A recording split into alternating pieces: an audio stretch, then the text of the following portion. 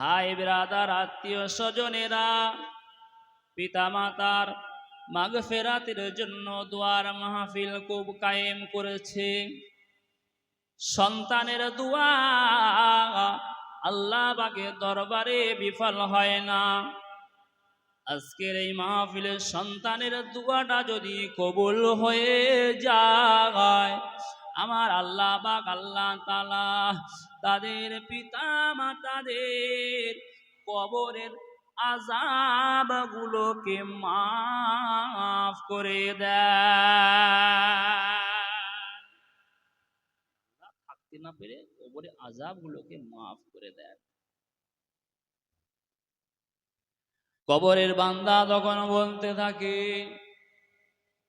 ও রব্বুল আলামিন, আল্লাহ পাক, আজকে আমার কবরে কেন এমন নূর চমকায়? আজকের আমার কবরে কেন এত আনন্দ? আল্লাহ পাক, আমার কবরে কেন এত আরাম? ও রব্বুল আলামিন, আল্লাহ পাক, আমার কবরটা এত শান্তিময় কেন? বান্দাকে ওই সময় আল্লাহ বলতে থাকেন, ওই আমার বান্দারে, ওই আমার বান্দিরে, আজকে তোমার বেটা, তোমার ভাই, তোমার নাতি পোতা তোমাদের মাগফিরাতের জন্য কবরের পাশে দাঁড়িয়ে দাঁড়িয়ে দুয়ার মাহফিলে বসে বসে আমি আল্লাহ আমার দরবারে দুটি হাত তুলে নয়ন ঝরিয়ে নয়নটা ভরে চোখের পানি ফেলে ফেলে আমি আল্লাহ আমার দরবারে দোয়া চাই। আমি আল্লাহ এত বড় নিষ্ঠুর নন, এত বড় নির্দয় নন যে বান্দারা দোয়াটাকে আমি ফিরিয়ে দেব। এই আমার বান্দারে, শুনে রেখে দাও, জেনে রেখে দাও, আমার ওই বান্দা বান্দিদের দোয়াগুলোকে কবুল করে নিয়ে তোমার কবরটাকে জান্নাতের বাগান বানিয়ে দিলাম। জোরে বলবেন না সুবহানাল্লাহ? যারা জান্নাতি হবে, যারা জান্নাতি হবে তাদের কবরের মর্যাদা আরো বেড়ে যাবে। ও রব্বুল আলামিন, আল্লাহ পাক, আমরা তো কবরে আমরা জান্নাতি সুখ শান্তি যথেষ্ট পরিমাণ পাচ্ছিলাম। ও রব্বুল আলামিন, আল্লাহ পাক, আজকে আমাদের কবরের শান্তি, কবরের সৌন্দর্য এত বৃদ্ধি কেন? আল্লাহ পাক ওই সময় বলবেন, ও আমার বান্দা, ও আমার বান্দিরে, শুনে রেখে দাও, জেনে রেখে দাও, তোমার ওই সন্তান সন্ততি নেক আওলাদ নেক সন্তান দুনিয়াতে রেখে দিয়েছো, সেই নেক সন্তান আমি আল্লাহ আমার দরবারে চোখের পানি ছেড়ে দিয়ে তোমার মাগফিরাতের জন্য দোয়া চাই। আমি আল্লাহ সেই দোয়াটাকে ফেরাতে পারি না, সেই দোয়াটাকে কবুল করে নিয়ে আমি আল্লাহ তোমাদের জান্নাতটাকে আরো উচ্চ মাকাম বানিয়ে দিলাম। তোমাদের কবরের শানটাকে, মর্যাদাটাকে আমি আল্লাহ আরো বাড়িয়ে দিলাম। জোরে বলুন সুবহানাল্লাহ। কথা বুঝতে পেরেছেন? সন্তানদের দোয়া কত সহজ নয়। দাওয়াত দেন, বাড়িতে এসে লোক কুটুম শুধু খেয়ে চলে যাক, কেন বসার দরকার নেই? কি দরকার এত লোক কুটুম বলার?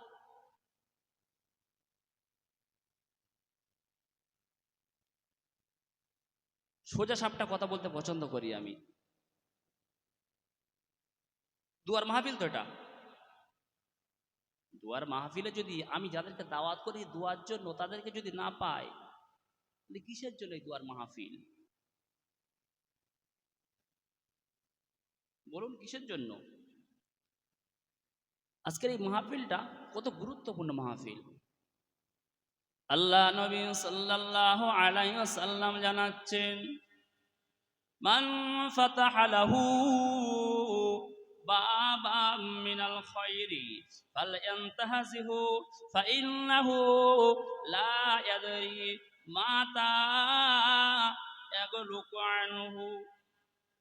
কারো সামনে যদি কোনো নেক কাজের দরজা খোলা থাকে, কারো সামনে যদি নেকির কোনো রাস্তা খোলা থাকে, কোনো নেকির কাজ হয়, তার দরকার হলো ওই নেকির মজলিসে বসে বসে, ওই সওয়াবের মজলিসে বসে বসে সুবর্ণ সুযোগ মনে করে বেশি বেশি করে আমাল করে যাওয়া।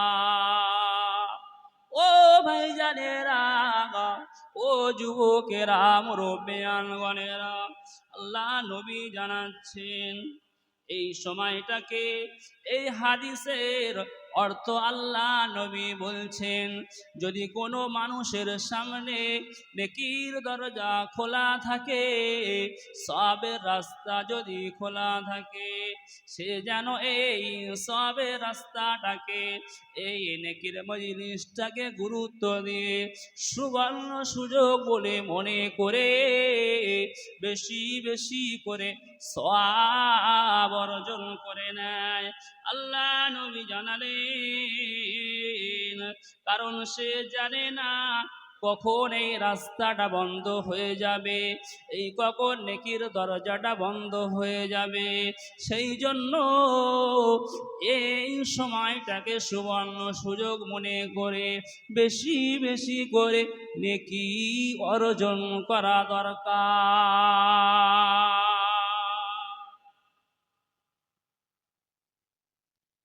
ও ভাইজানেরা, ও জওয়ানেরা, যুবকেরা, ও মুরব্বিয়ানগণেরা, আল্লাহর ওলি হযরতে হাতিম আসুম রাহমাতুল্লাহ আলাইহি, তিনি ছোটবেলায় বাল্যকালে তিনি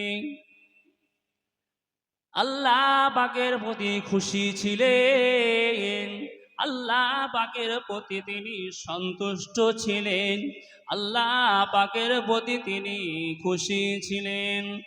তিনি অল্প বয়সে কোরআনের হাফেজ হয়ে যায়। ও ভাইজানেরা, হযরতে হাতিম আসম রাহমাতুল্লাহ আলাইহি আল্লাহ পাকের দরবারে এত কান্নাকাটি করতেন, মুশাহাদা, মুজাহাদা, মোরাকাবা, রিপু দমন করতেন, মনের চাহিদাটাকে দমন করতেন এমন ভাবে আল্লাহ পাকের দরবারে কেঁদে কেঁদে কেঁদে কেঁদে তিনি মনের সমস্ত লোভগুলোকে কমিয়ে দিতেন, মনের সমস্ত আকাঙ্ক্ষা চাহিদাটাকে কমিয়ে কমিয়ে তিনি একজন আল্লাহ পাকের ওলি হয়ে গেছে। জোরে বলুন সুবহানাল্লাহ।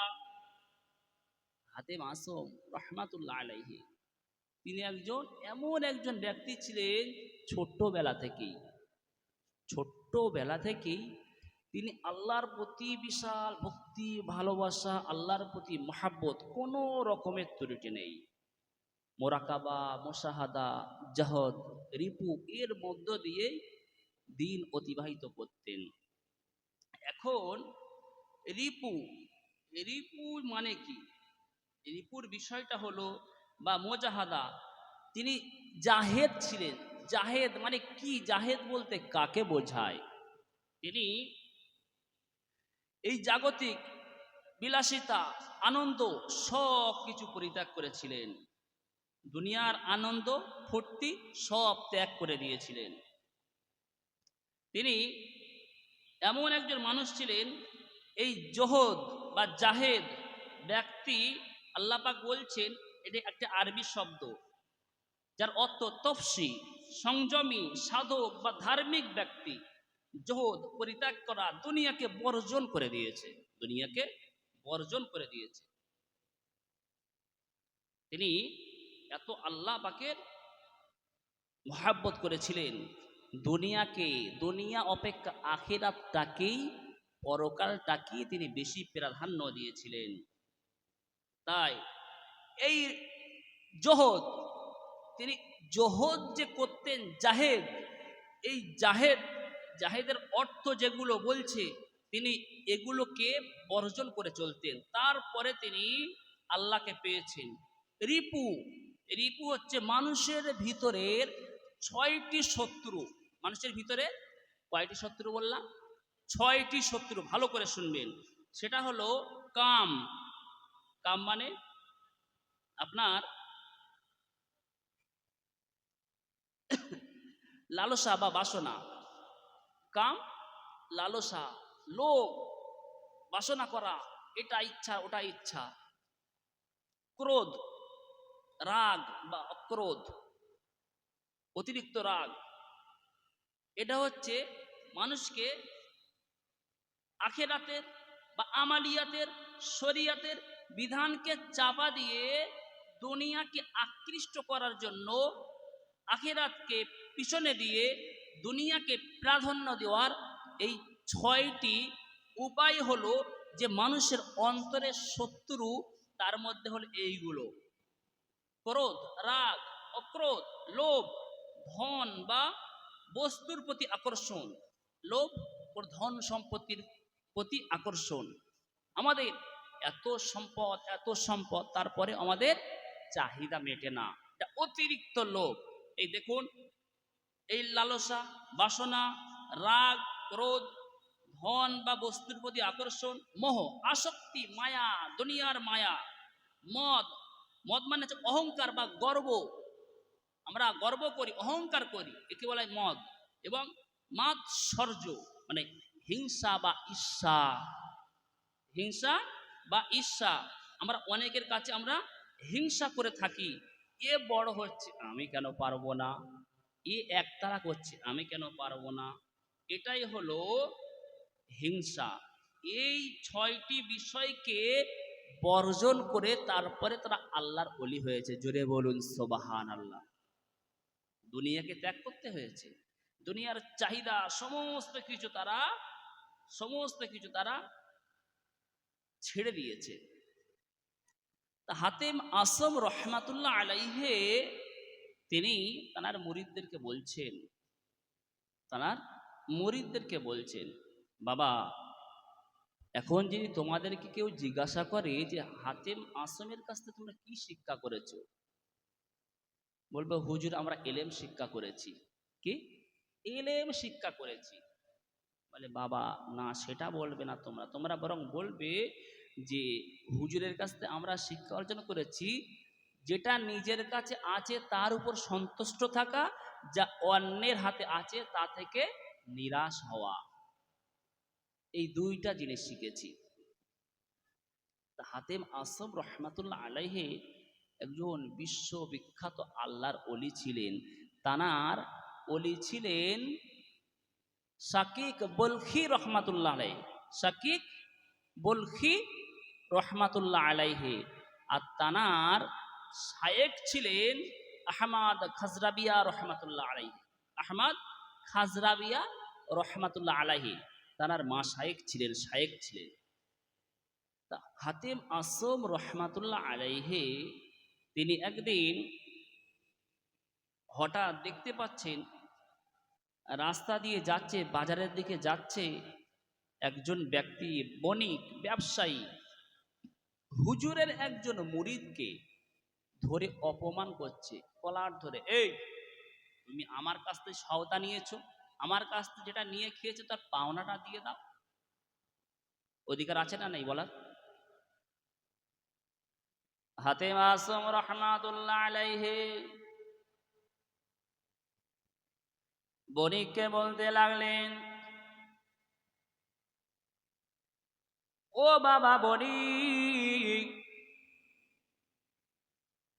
তুমি একটু মেহেরবানি করো বাবা, তুমি একটু দয়া করো বাবা। ও আল্লাহ পাকের ওলি, কিসের মেহেরবানি, কিসের আবার দয়া? আমি তো পাওনাদার, আমার পাওনা, আমার পাওনা না নিয়ে আমি ছাড়ব না। আল্লাহ পাকের ওলি এত রাগান্বিত হয়ে গেলেন। আল্লাহ পাকের ওলি হাতেম আসম রহমাতুল্লাহ আলাইহি এত রাগা রেগে গেলেন, কাঁধের উপরে যে চাদরটা ছিল বাবা, যে কাঁধের উপরে চাদর ছিল, এই চাদরটাকে নিয়ে বাজারের জমিনের উপরে ছুঁড়ে মেরে দিয়েছে। ও ভাইজানেরা, ও জওয়ানেরা, যুবকেরা, ও মুরব্বিয়ানগণেরা, হাতেম মাসুম রহমাতুল্লাহ আলাইহি যখন জমিনের উপরে ছুঁড়ে মারলেন, মারার সাথে সাথে বাজারটা পুরো সোনায় স্বর্ণে পরিণত হয়ে গিয়েছে। বাজারটা স্বর্ণেই পুরো, জমিনটা পুরো স্বর্ণ হয়ে গিয়েছে। এখন আমার আপনার বাড়িতে কোনো ঝামেলা হলো, রাগ করলেন, ভাত খাচ্ছেন, রাগ হচ্ছে, ভাতের থালাটা ছুঁড়ে ফেলে দিলেন, তো লাভ হলো? ভাত থেকে আপনি সোনা ফলাতে পারবেন, ভাত থেকে আপনি ওই ধান ফলাতে পারবেন, রাগ করে দিয়েছেন, কোনো লাভ হলো? ক্ষতি হলো। কিন্তু আমরা রাগ করলে সেটা গুনাহ প্লাস ক্ষতি। আর তারা রাগ করেছে, কি দেখলো? কি দেখলো? সোনা দেখলো। শুধু কি সোনা দেখলো? আল্লাহ পাক যে ওই সমস্ত ব্যক্তিদেরকে, যে ধন সম্পদ দুনিয়ার মাখলুককে কদমে লুটিয়ে দিয়েছে, কিন্তু তারা ওই সমস্ত দুনিয়ার সম্পদের দিকে তাকায়নি। হাতেম আসম রহমাতুল্লাহ আলাইহি ওই সময় বণিককে বললেন, ও বাবা দোকানদার, ও বাবা দোকানদার, খবরদার খবরদার বাবা, এই যে সোনা আছে, তোমার যতটা পাওনা আছে, তোমার যতটা পাওনা আছে, সেই পাওনাটা তুমি এই থেকে তুলে নাও, এই জমিন থেকে, এই সোনা থেকে তুলে নাও। ও বাবা পাওনাদার, খবরদার খবরদার বাবা, খবরদার খবরদার, তোমার পাওনা ছাড়া এক চুল পরিমাণ বেশি নিও না। ও ভাইজানেরা, এমন যদি আমাদের সামনে যদি এমন ভাবে বলা হয়, আজকের আমাদের সামনে যদি সোনাটাকে ছড়িয়ে দেওয়া হয়, যদি বলা হয় তোমার পাওনাটাকে তুলে নাও, আমাদের সামনে যদি টাকার বান্ডিল ফেলে দেওয়া হয়, যদি বলা হয় তোমার পাওনাটাকে তুমি বুঝে নাও, আমরাও দুনিয়ার প্রতি এত আসক্তি হয়ে আছি, দুনিয়ার মায়ায় এতটা পড়ে আছি, আমরাও 1 টাকার পরিবর্তে 5 টাকা নিয়ে নেব। সেটাও যদি না হয়, একবার মিলিয়ে দেখুন, মসজিদে কেন মিষ্টি নিয়ে কাড়াকুড়ি হয়, মসজিদে কেন মিষ্টি নেওয়ার পরেও ডবল হাত পাতা হয়, মসজিদে কেন একটা মিষ্টি নেওয়ার পরেও এই মুসলমান হয়ে নামাজি হওয়ার পরে ডবল কেন হাত পাতা হয়? এই সামান্য একটা মিষ্টি যদি লালসা যদি না ছাড়তে পারি, তাহলে টাকা পয়সার মহাব্বত আমি আপনি কি ছাড়তে পারবো কি বলুন? কথা বুঝতে পারছেন না? খারাপ লাগছে? একটা মিষ্টির জন্য যদি মন বোঝে না, আবার ডবল হাত পাচ্ছি, এটা, এই লোভটা যদি, একটা মিষ্টির লোভ যদি ছাড়তে না পারলাম, তাহলে আমার আপনার সামনে যদি টাকার বান্ডিল ছড়িয়ে দেওয়া হয়, 100 টাকা পায় আমি, সেখানে 100 টাকা নেব বলে মনে হয়? আমরা সেই মানুষ তৈরি হতে পেরেছি? পারিনি। এই একটা সুযোগ, লে ভর্তি কর, চল দেখি এখন খেয়ে আসি। একটা গাড়ি কেন, কেটিএম কেন, R15 ভার্সন 3, 4, 5 কেন, চল দেখি এখন উঠবো। আর দরকার নেই, এই একটা সুযোগ, কবে কিনতে পারবো কি না পারবো, আজকের একটা সুযোগ চল দেখি। কপাল খুলে গেছে, কপাল খুলে গেছে না আসলে ওর কি কপাল ফেটে গেছে? কি কোনটা? কপাল ফেটে গেছে। আজকের দেখা যায় বর্তমান সমাজে 1000 টাকা যদি দেওয়া হয়, আবারও আমরা লাইন দিয়ে দাঁড়িয়ে যাই। আজকের এমন একটা সমাজ তৈরি হয়ে গিয়েছে, ফকিরদেরকে 5 টাকা দিয়েও সান্ত্বনা করা যায় না।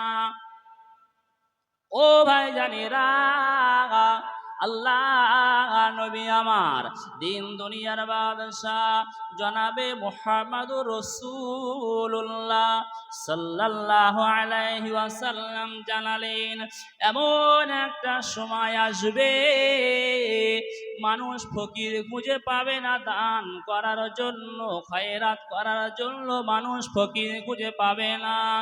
এমন একটা সময় আসবে সাধারণ মানুষ, নিম্নবর্তী মানুষ, নিম্ন শ্রেণীর মানুষ বিল্ডিং বালাখানার প্রতিযোগিতা করবে। ও যদি একতলা করে আমি কেন দোতলা করতে পারবো না? ও যদি একটা বিল্ডিং কিনতে পারে আমি কেন দুটো বিল্ডিং কিনতে পারবো না? ও যদি একটা জমি কিনতে পারে আমি কেন দুটা জমি কিনতে পারবো না? এটাই হলো আমাদের মনের চাহিদা, মনের আশা। এই নিয়ে আমরা দুনিয়ায় পড়ে আছি, যার কারণে আমরা আল্লাহকে পাই না, যার কারণে আমরা আল্লাহ পাকের দরবারে দোয়া চাওয়ার পরেও আল্লাহ পাকের দরবারে আমাদের দোয়া কবুল হয় না। এই কথা ভুল বললাম? কথা ভুল বলেছি? হিসাব করে দেখেন। বলছে আমি আলেম, একজন ইমাম, আমার দোয়া কবুল হওয়া কঠিন ব্যাপার, কিন্তু সন্তান যদি সন্তানের মতো সন্তান হয়, পিতামাতার জন্য সেই সন্তানের দোয়াটা আগে পৌঁছে যাবে। বন্দুকের গুলি মিস হবে, কিন্তু সন্তানের দোয়াটা দোয়া করার সাথে সাথে আসমানে পৌঁছানোর আগে আল্লাহ পাক জান্নাত দিয়ে দেবে। জোরে বলুন সুবহানাল্লাহ। হযরতে হাতেম মাসুম রাহমাতুল্লাহ আলাইহি ওই বণিককে বললেন, ও বাবা পাওনাদার, বাবা একটাও আনা করি তুমি জানো বেশি নিও না বাবা। লোভ সংবরণ, লোভ তিনি না রাখতে পেরে, সংবরণ না করতে পেরে সঙ্গে সঙ্গে তিনি আরো বেশি নেওয়ার জন্য হাতটা বাড়িয়ে দিলেন। যখন তিনি হাতটা বাড়িয়ে দিলেন, দেওয়ার সাথে সাথে হাতটা পঙ্গু হয়ে যায়। হাতটা কি হয়ে যায়? পঙ্গু হয়ে যায়। তাহলে তারা কি চাইলে সোনার পাহাড় তাদের কাছে কি কিচ্ছু নাই, ইচ্ছা করলে আল্লাহ পাক সোনার পাহাড় করে দেবে, কিন্তু চায় না। হাতেম মাসুম রাহমাতুল্লাহ আলাইহি, হাতেম মাসুম রাহমাতুল্লাহ আলাইহি বললেন, ও আমার মুরিদ মুত্তাকিরা, ও বাবারা শুনে রেখে দাও, জেনে রেখে দাও, তোমরা আল্লাহকে বেশি বেশি করে স্মরণ করো বাবা। আল্লাহ ইবাদত বেশি বেশি আদায় করো বাবা। হারাম হালাল বেঁচে চলো বাবা। তোমরা অন্তরকে নফসকে দমন করো বাবা। তোমরা যখন আল্লাহর খুশি করার জন্য বেশি বেশি ইবাদত বান্দেগি করবে, আল্লাহ পাক তোমার প্রতি খুশি হয়ে তামাম পৃথিবীর মাখলুককে তোমার কদমে লুটিয়ে দেবে।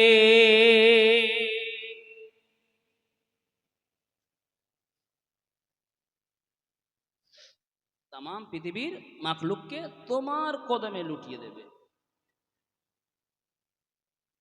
হাতেম মাসুম রাহমাতুল্লাহ আলাইহি এক সময় এমন একজন আল্লাহর ওলি ছিলেন, এমন একজন পরহেজগার বান্দা ছিলেন। হাতেম আসম রহমাতুল্লাহ আলাইহির জীবনী পড়ে জানা যায়, হাতেম আসম রহমাতুল্লাহ আলাইহির জীবনী পড়ে জানা যায় তিনি খোরাসানের বাসিন্দা ছিলেন। কোথাকার বললাম? কোথাকার? খোরাসান। খোরাসানের বাসিন্দা ছিলেন। এমন একটা দিন বাগদাদে সফর করলেন, ইরাকের বাগদাদে সফর করলেন। সফর করার সাথে সাথে সেখানকার মানুষ জেনে গেল খোরাসান থেকে মস্ত বড় একজন আল্লাহর অলির কদম পড়েছে, ইরাকের জমিনে কদম পড়েছে। সারা দেশে চারিদিকে হুলস্থুল শুরু হয়ে যায়, চারিদিকে হুলস্থুল শুরু হয়ে যায়। হুলস্থুল শুরু হওয়ার পরে, হইচই শুরু হওয়ার পরে, মানুষের কানে কানে পৌঁছানোর পরে ইরাকের বাদশার কানে পৌঁছে যায়। ইরাকের বাদশাহ তখন সঙ্গে সঙ্গে তিনি খবর পাঠিয়ে দেন, অভ্যর্থনা জানানোর জন্য, সম্মান জানানোর জন্য আল্লাহর ওলিকে ডেকে পাঠান।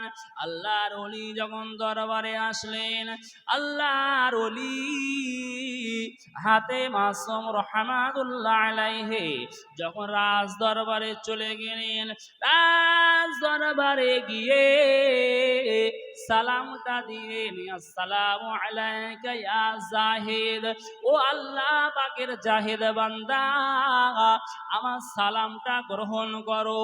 হাতেম আসম রহমাতুল্লাহ আলাইহি ওই সময় বলেছিলেন, ও আল্লাহ পাকের বান্দা, আমার সালামটা গ্রহণ করো। জাহেদ বান্দা, তুমি আমার সালামটাকে গ্রহণ করো। ওই সময় বাদশাহ বলেছিলেন, আল্লাহ পাকের ওলি, আল্লাহ পাকের নেক বান্দা, আমি তো জাহেদ ব্যক্তি নয়, আপনি হলেন বর্তমান যুগের বড় জাহেদ। আমি তো জাহেদ নয়। জাহেদ মানে কি? জাহেদ মানে ত্যাগ করা, অল্পেই তুষ্টি থাকা, আল্লাহর প্রতি অল্পেই সন্তুষ্ট থাকা। তিনি ছিলেন জাহেদ। তা হাতেম আসম রহমাতুল্লাহ আলাইহি, হাতেম আসম রহমাতুল্লাহ আলাইহি যখন তিনি বললেন,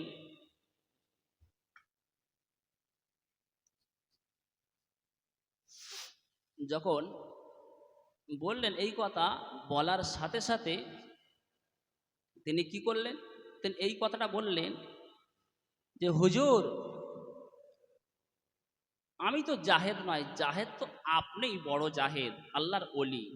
বলে কি করে হয়? কুল মাতাউদ দুনিয়া কলিল, আল্লাহ পাক বলছেন জান্নাতের চাইতেও যত কিঞ্চিত এই দুনিয়ার সম্পদ, জান্নাতের চাইতে, জান্নাতের চাইতে মানে অল্প পরিমাণ এই দুনিয়ার সম্পদ, জান্নাতের তুলনায় কিছুই নয়। কুল মাতাউদ দুনিয়া কলিল, আল্লাহ পাক বলছে দুনিয়ার সম্পদটা জান্নাতের যত কিঞ্চিত, কিছুটা পরিমাণ। তুমি এত বড় জাহেদ যে এই দুনিয়ার অল্প যে সম্পদ তার প্রতি তুমি খুশি, আর আমি সেই জান্নাতের অঢেল সম্পদ, অফুরন্ত সম্পদ, আমার এত চাহিদা, এত আশা যে সেই পরকালে আখিরাতে সে অফুরন্ত জান্নাত, অঢেল সম্পদ, তার প্রতি আমার লোভ। আর আপনি এই দুনিয়ার এই যৎকিঞ্চিত অল্প সামান্য সম্পদেও আপনি সন্তুষ্ট, কিন্তু আমি অল্পে সন্তুষ্ট নয়, আখিরাতের অঢেল সম্পদের আশায় আমি বসে আছি। তাহলে আপনি বড় জাহেদ না আমি বড় জাহেদ? চুপচাপ হয়ে গেল। কথাটা বুঝতে পেরেছেন? ঘোরপেশটা, কথার ঘোরপেশটা বুঝতে পেরেছেন? বাদশাকে কিভাবে ঠেলন দিল, কথার ঘোরপেশের মধ্যে দিয়ে কেমন শিক্ষা দিল। বাদশাহ চুপ হয়ে গেল। হাতেম আসম রহমতুল্লাহ আলাইহি, তিনি একজন মস্ত বড় আল্লাহর ওলি ছিলেন, মস্ত বড় একজন আল্লাহর ওলি ছিলেন। হাতেম আসম রহমাতুল্লাহ আলাইহি এক সময় তাকে জিজ্ঞাসা করলে একজন ব্যক্তি, হুজুর আপনার রিজিক কোথা থেকে আসে? বলে আল্লাহ পাকের অফুরন্ত যে ধন ভাণ্ডার আছে সেখান থেকে আসে, কমেও না আর বাড়েও না। আল্লাহ পাকের বরকত, আল্লাহ পাকের ধন সম্পদ যা আছে কমবে? আমরা তো খালি যদি একবার সুযোগ পাই ফ্রি দাওয়াত, যদি খাবার সুযোগ, সর্বনাশ, যতটা ঢুকবে ততটা ঠেসবো। আগামী কাল কি হবে বা শরীর খারাপ করবে অত চিন্তা করার দরকার নেই, সামনে পেয়েছে মেরে দে, তারপর যা হয় হবে। শুয়ে একবার এদিক ফিরছে, এদিক পাশ ফিরছে, ওদিক পাশ ফিরছে, শুয়েও আরাম পায় না, কিন্তু মন তো ভরে না, খেতেই হবে আমার, তাই তো না? গলা পর্যন্ত হয়ে গেছে। তা এই রকম। তা বলে হুজুর আপনার রিজিকটা কোথা থেকে আসে? মানে আল্লাহ পাকের যে ধন ভাণ্ডার আছে সেখান থেকে আসে, কমেও না বাড়েও না। তা বলে আপনি অন্যের সম্পদ থেকে বঞ্চিত করে আপনি খাচ্ছেন? বলে আপনার সম্পদ থেকে কি খেয়েছি? বলেন না। চুপ করে গেলেন। তখন হুজুর বললেন, বাবা তুমি যদি মুসলমান হতে কতই না ভালো হতো, তুমি যদি মুসলমান হতে কতই না ভালো হতো, তুমি যদি মুসলমান হতে কতই না ভালো হতো। তখন বলতে লাগলেন, ওই ব্যক্তি বলতে লাগলেন, হুজুর আপনি শুধু যুক্তি তর্কের পেঁচে ফেলেন, আপনি শুধু যুক্তি তর্কের পেঁচে ফেলেন। বলে বাবা আমি দলিল প্রমাণ এই জন্য পেশ করি যে আল্লাহ পাক হাসরের ময়দানে দলিল পেশ করবেন, হাসরের ময়দানে দলিল পেশ করবেন, ওই জন্য আমি একটু তথ্য দলিল একটু পেশ করি। আল্লাহ পাকও দলিল তলব করবে। তখন ওই ব্যক্তি আবার প্রশ্ন করে, হুজুর আপনার রিজিক কোন দিক থেকে আসে? আপনার রিজিক কোন দিক থেকে আসে? বলে আমার রিজিক আল্লাহ পাকের তরফ থেকে আসে। তখন উনি বলছে, আমি হয়তো মনে করলাম এই জানালার ফাঁক দিয়ে আপনার রিজিক আসে। বলে আল্লাহর রিজিক আমার জন্য আল্লাহ পাকের তরফ থেকে, ভান্ডার থেকে আমার জন্য পাঠিয়ে দেয়। বলে তা আপনি আপনার কাছে আল্লাহ পাকের রিজিক এমনি এমনি চলে আসে? বলে হ্যাঁ চলে আসে। বলে দুনিয়াতে মানুষ কোনো শাক সবজি কোনো বীজ বপন না করে কি কাটতে পারে? ধান যদি আপনি না রোন, না যদি রুয়ে থাকেন, ধান পেঁয়াজ আপনি কপি যে কোনো ফল ফলাদি ফসল যদি না বসান বপন করেন, তাহলে আপনি কি সেটা তুলতে পারবেন বা কাটতে পারবেন? তখন হুজুরকে প্রশ্ন করছে এইভাবে ওই ব্যক্তি, বলে হ্যাঁ কাটা যায়। বলে কি করে? বলে কি করে কাটা যায়? ও বাবা বণিক, শুনে রেখে দাও, জেনে রেখে দাও। হাতেম আসম রহমাতুল্লাহ আলাইহি বললেন, ও বাবা ছেলে শুনে রেখে দাও, জেনে রেখে দাও, তোমার যে মাথার চুল তুমি কি কোনোদিন রোপণ করেছো বাবা? তুমি কি কোনোদিন ওই মাথার চুলটাকে বপন করেছো বাবা। ও আল্লাহ বাকের ওলি, না না না, আমার মাথার চুলটা তো আমি বপন করিনি। বপন যদি না করেও কাটতে পারো, তাহলে আল্লাহ পাক আমার জন্য কেন রুজি পাঠাবে না?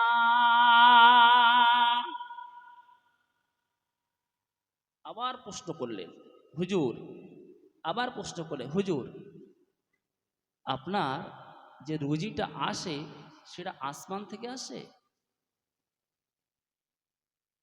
আল্লাহ পাকের ওলি বললেন, ও বাবা ছেলে, আমি যদি পাখি হতাম আসমানে গিয়ে আমি রুজি পেতাম। হুজুর, আপনার রুজি কি জমিন থেকে আসে? আপনি জমিনের মধ্যে গিয়ে তালাশ করেন। ও বাবা ছেলে, যাও যাও, চলে যাও চলে যাও, শুনে রেখে দাও, আমি আল্লাহর ওলি হাতেম আসম যদি আমি পিপিলিকা হতাম, পিঁপড়ে হতাম, জমিনের গর্তই ঢুকেও রিজিক দাতা আমার জন্য রিজিক পাঠিয়ে দিতে। জমিনের মধ্যে ঢুকেও থাকি পিপিলিকার মতো, তাও আমার জন্য রিজিক পাঠিয়ে দেবে। আল্লাহ পাকের ওলির কথা শুনে ভুলটা ভেঙে যায়। ও আল্লাহ পাকের ওলি, আপনি কিছু আমাকে পরামর্শ দেন, আপনি কিছু আমার নসিহত দেন।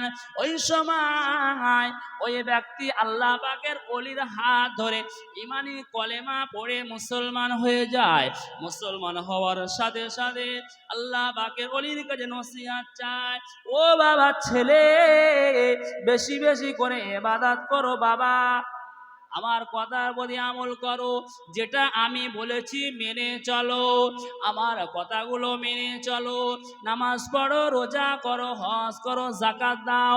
এটা যদি না পারো, যদি বেশি বেশি করে, যদি বেশি বেশি করে তুমি আল্লাহকে খুশি করার জন্য ইবাদত করো, আল্লাহকে বন্ধু রূপে সব চাইতে বেশি কাছের ব্যক্তি হলো আমার আল্লাহ।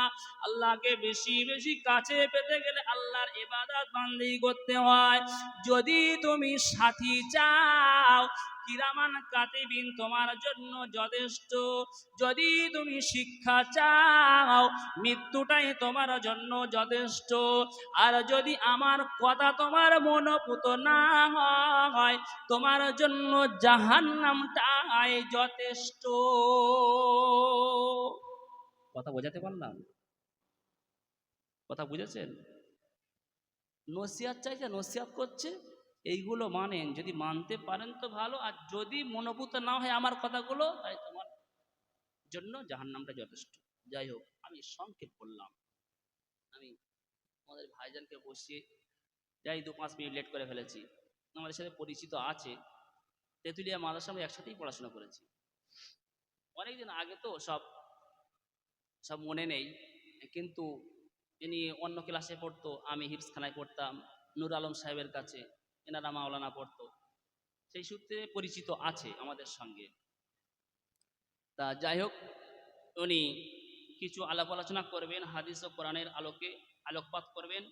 আমি একটা গজল বলবো, গজল বলে আমি শেষ করে দেবো। আল্লাহুম্মা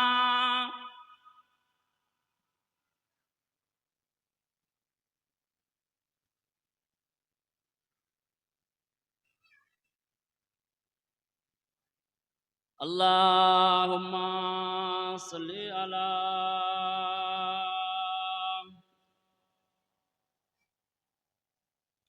ওয়া আলা আলি সাইয়্যিদিনা।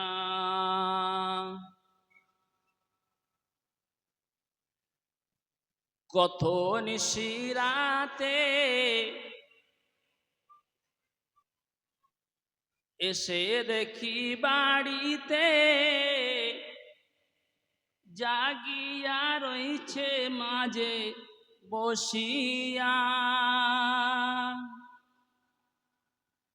একটু দাঁড়াও মাইরে দেখি ও গ্রামবাসী, একটু দাঁড়াও মায়েরে দেখি, একটু দাঁড়াও মায়েরে দেখি ও গ্রামবাসী, একটু দাঁড়াও মায়েরে দেখি। সাদা কাপড় পরাইয়া খাটে মায়ের শুয়াইয়া,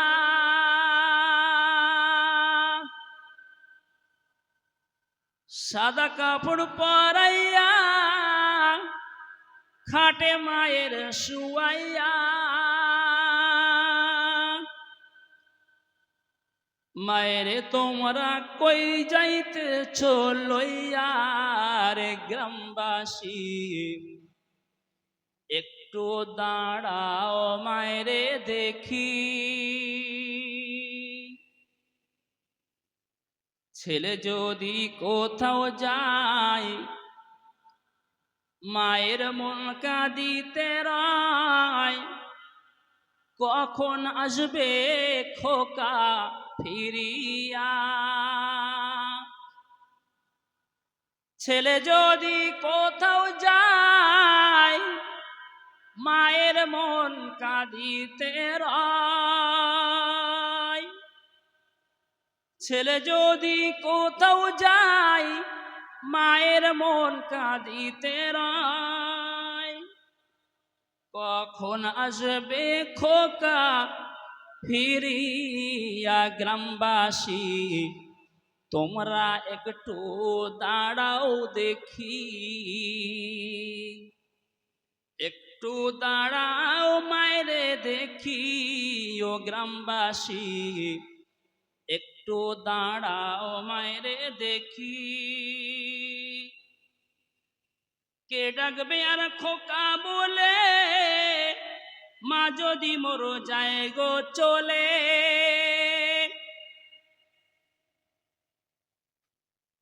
কে ডাকবে আর খোকা বলে মা যদি মোর যায় গো চলে। না খাইলে কেউ বলবে খেয়েছো ও মোর খোকা মনি, একটু দাঁড়াও মায়েরে দেখি। কত নিশিরাতে এসে দেখি বাড়িতে, কত নিশিরাতে এসে দেখি বাড়িতে, জাগিয়া রইছে মাঝে বসিয়া। গ্রামবাসী একটু দাঁড়াও মায়েরে দেখি। মাঘ মাসের শীতে মা রইছে মোর বসে, মাঘ মাসের শীতে মা রইছে মোর বসে, সেই দরদি কেমনে ভুলে থাকি ও গ্রামবাসী, একটু দাঁড়াও মায়েরে দেখি। নয়ন ভরে দেখি ও গ্রামবাসী, একটু দাঁড়াও মায়েরে দেখি। শোনো বাড়ির লোকজন কান্দিও না এখন, শোনো বাড়ির লোকজন কান্দিও না এখন, খালি কান্দিয়া লাভ কি হবে কি, একটু দাঁড়াও মায়েরে দেখি। একটু দাঁড়াও মায়েরে দেখি ও গ্রামবাসী, একটু দাঁড়াও মায়েরে দেখি। আমান্তু বিল্লাহ। আমি এখানেই শেষ করলাম। আমার কথাও বলার মাধ্যমে যদি কোনো রকমের ভুল ত্রুটি বেয়াদবি হয়ে যায় মাফ করে দেবেন। আল্লাহ পাক আমাদেরকে শোনার চাইতে